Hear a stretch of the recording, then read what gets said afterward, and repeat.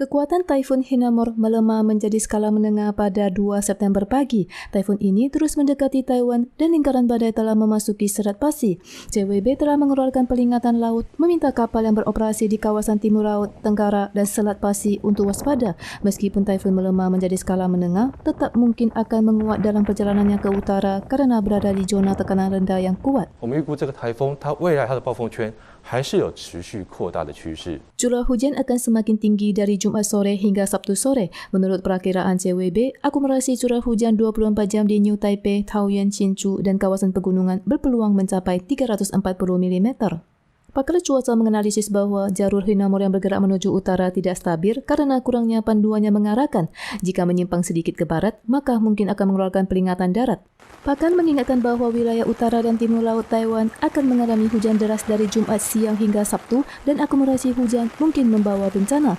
Selain itu, hujan deras lokal juga mungkin muncul di daerah pegunungan wilayah tengah, sementara kawasan Hsinchu ke utara dan sejumlah daerah pesisir akan merasakan angin yang kuat. Taifun diperkirakan mulai menjauh dari Taiwan pada Minggu pagi. Masyarakat diimbau untuk menghindari aktivitas di gunung dan pantai pada akhir pekan. Satgas NIA Kota Kaohsiung meringkus seorang pekerja migran bernama Asien yang bekerja secara resmi di Taiwan selama 10 tahun. Namun selain bekerja di pabrik besi, ia juga merangkap menjadi tukang pindahan rumah, DJ resepsi pernikahan dan pemakaman, dan bahkan membuat arak untuk dijual. Polisi menemukan 30 tangki berisi sekitar 400 liter miras di kediamannya.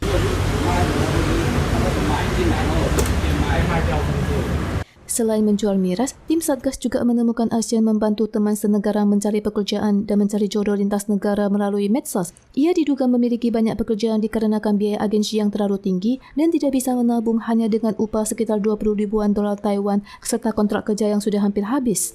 PMA yang bekerja di Taiwan tidak hanya harus menanggung biaya agensi yang tinggi, tetapi juga biaya hidup yang tinggi. Misalnya biaya agensi PMA Vietnam untuk ke Taiwan adalah 300 ribu dolar Taiwan. Setelah kiriman tetap ke kampung halaman, mereka masih harus membayar 1.000 lebih dolar Taiwan kepada agensi Taiwan setiap bulannya, dan setelah potongan biaya akomodasi, makan, askes dan sebagainya, uang yang tersisa tidaklah mencukupi. 分期付款还这个所谓国外的中介费以外， 每个月还要交给台湾的中介，还要再扣那个每个公司的善诉费用，收入上其实是很少的。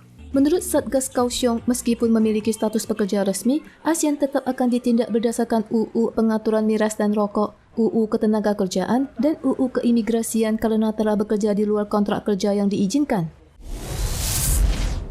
Taiwan mencatat 33.483 kasus lokal dan 36 orang meninggal pada 2 September. Berarti lebih dari 30.000 kasus lokal telah tercatat selama 4 hari berturut-turut. CCC memperkirakan lonjakan BA5 akan memuncak pada paruh kedua bulan September. Jika tidak ada vaksin yang efektif, masyarakat akan terus berulang terinfeksi. Seorang dokter berpendapat bahwa Taiwan seperti negara lain berada di jalur hidup berdampingan dengan virus, maka prevalensi rendah dan jumlah kasus parah yang tidak meningkat drastis adalah situasi yang masih bisa diterima. Selain itu, FDA AS menyetujui vaksin bivarian buatan Moderna dan Pfizer untuk melawan subvarian BA4 dan BA5, sementara Taiwan sedang meninjau vaksin generasi kedua Moderna yang menargetkan subvarian BA1 di mana efek perlindungannya yang lemah telah memicu diskusi.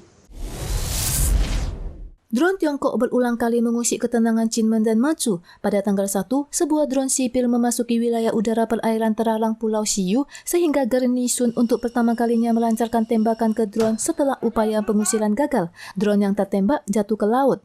Tiongkok mengkritik tindakan Taiwan akan menambahkan ketegangan, sedangkan Gedung Putih AS sependapat dengan kekhawatiran Taiwan. Presiden Tsai kembali mengecam taktik provokasi Tiongkok pada zona abu-abu dengan drone yang dikombinasi dengan perang kognitif untuk mengintimidasi Taiwan secara berkelanjutan.